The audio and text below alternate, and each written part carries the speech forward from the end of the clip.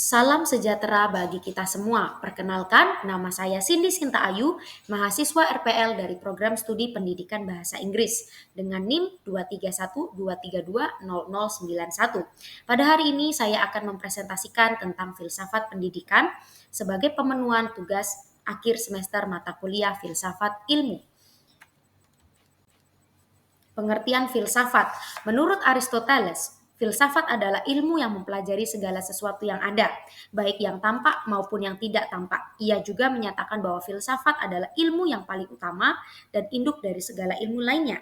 Beliau memiliki pandangan dan membagi filsafat menjadi beberapa cabang, seperti metafisika, yaitu studi tentang eksistensi dan realitas, serta etika, studi tentang moral dan nilai, dan juga logika, studi tentang penalaran.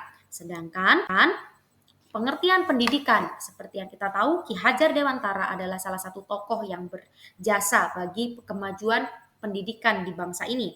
Menurut Ki Hajar Dewantara, pendidikan adalah usaha untuk memajukan budi pekerti, kekuatan batin atau karakter, pikiran atau intelek, dan tubuh anak agar dapat memajukan kesempurnaan hidup, yaitu hidup dan menghidupi anak yang selaras dengan alam dan masyarakat. Ia memiliki pandangan dan menekankan pendidikan yang tidak hanya mencakup aspek intelektual, tetapi juga aspek moral dan juga sosial, serta pentingnya lingkungan sebagai media pendidikan. Apa itu filsafat pendidikan? Menurut beberapa tokoh besar, filsufur besar, salah satunya adalah Plato. Menurut beliau, beliau percaya bahwa pendidikan adalah sarana untuk mencapai kebenaran dan kebijaksanaan. Ia melihat pendidikan sebagai proses untuk mengarahkan jiwa dan manusia ke arah pengetahuan dan juga kebajikan. Filsafat pendidikan sendiri menurut beliau, dan beliau mendukung konsep pendidikan yang holistik yang mencakup pengembangan intelektual, estetika. Ia menekankan pentingnya pendidikan yang sesuai dengan bakat dan kemampuan masing-masing individu. Sedangkan menurut Aristoteles, filsafat pendidikan adalah beliau melihat pendidikan sebagai proses untuk mengembangkan kebajikan dan kemampuan intelektual individu. Ia percaya bahwa pendidikan harus mencakup pengembangan moral, intelektual, dan fisik. Filsafat pendidikan sendiri, Aristoteles sangat mendukung pendidikan yang holistik, yang mencakup berbagai aspek kehidupan manusia dengan tujuan untuk mencapai kebahagiaan dan kehidupan yang baik. Menurut John Dewey, salah satu tokoh filsufur yang cukup terkenal dalam dunia pendidikan, beliau berpandangan salah satu tokoh utama penting dalam pendidikan progresif ini adalah Bapak John Dewey ini sendiri. Beliau percaya bahwa pendidikan harus berfungsi sebagai alat untuk pembaharuan sosial dan pengembangan individu. Pendidikan menurutnya adalah pengalaman hidup yang terus berkembang dan merupakan bagian dari proses sosial yang lebih luas. Filsafat pendidikan menurut pandangan Dewey, beliau menekankan pentingnya belajar melalui pengalaman langsung dan praktik aktif dalam lingkungan yang demokratis. Ia mendukung pendekatan pembelajaran berbasis masalah dan pengembangan kritis serta keterampilan berpikir analitis. Menurut Maria Montessori, pandangan beliau tentang filsafat pendidikan adalah pendekatan pendidikan yang harus fokus kepada anak. Beliau percaya bahwa setiap anak memiliki potensi yang unik yang harus didukung dan dikembangkan melalui lingkungan belajar yang terstruktur. Filsafat pendidikan menurut versi beliau sangat menekankan pentingnya lingkungan yang dirancang untuk memungkinkan anak-anak belajar secara mandiri dan mengembangkan keterampilan serta pengetahuan melalui aktivitas praktis dan eksploratif. Mengapa filsafat pendidikan itu penting? Ada dua hal. Yang pertama adalah membantu membentuk dasar-dasar kebijakan pendidikan dan praktik pengajaran. Dan yang kedua, memfasilitasi pengembangan sistem pendidikan yang lebih efektif dan bermakna.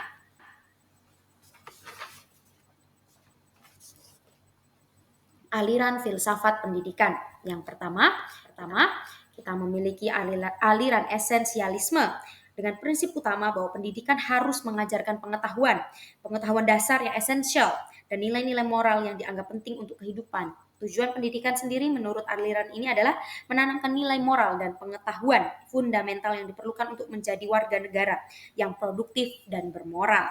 Metode pengajarannya seperti pendekatan tradisional dengan fokus pada penguasaan mata pelajaran inti seperti matematika, sains, sejarah, dan bahasa. Tokoh utamanya adalah William Beckley dan E.D. Hirsch. Ciri khasnya adalah kurikulum berpusat pada bahan ajar yang telah ditetapkan dan disiplin akademik yang ketat. Seperti itu. Kemudian aliran yang selanjutnya adalah progresivisme dengan prinsip utama bahwa pendidikan harus fokus pada pengembangan individu dan menerapkan dan mempersiapkan siswa untuk menghadapi perubahan sosial dan ekonomi. Tujuan pendidikan menurut aliran ini adalah mengembangkan kemampuan berpikir kritis, kreatif, dan kemampuan memecahkan masalah atau problem solving. Dengan metode pengajaran, pembelajaran harus berbasis project, pengalaman langsung, dan berpartisipasi aktif dalam lingkungan belajar. Dengan tokoh utamanya John Dewey, ciri khasnya adalah penekanan pada pengalaman pembelajaran yang relevan dan pembelajaran berbasis masalah. Pendidikan demokratis. Prinsip utamanya adalah pendidikan harus mempromosikan nilai-nilai demokrasi dan partisipasi aktif dalam kehidupan bermasyarakat. Tujuan pendidikan menurut aliran ini adalah mempersiapkan siswa untuk menjadi warga negara yang aktif dan bertanggung jawab dalam demokrasi. Dengan metode pengajaran, penggunaan partisipasi siswa dalam proses pengambilan keputusan atau decision making, pengajaran yang menekankan tanggung jawab sosial. Dengan tokoh utama John Dewey, A.S. Neal, dengan ciri khas penekanan pada pendidikan yang inklusif dan partisipatif, serta pengembangan kemampuan berpartisipasi dalam masyarakat demokratik. Yang kedua, yang selanjutnya adalah pendidikan kritis. Menurut aliran ini memiliki prinsip utama bahwa pendidikan harus mempromosikan nilai-nilai demokrasi yang berpartisipasi aktif dalam kehidupan masyarakat ya. Tujuan pendidikan ini mempersiapkan siswa untuk menjadi warga negara yang aktif bertanggung jawab dalam demokrasi. Kemudian dengan metode pengajaran penggunaan partisipasi siswa dalam proses pengambilan keputusan dan pengajaran yang menekankan tanggung jawab sosial ya. Tokoh utamanya John Dewey, A.S. Neal. Ciri khasnya penekanan pada pendidikan yang inklusif dan partisipatif. Seperti itu. Dan yang terakhir ada dan yang selanjutnya adalah aliran pendidikan konstruktivisme.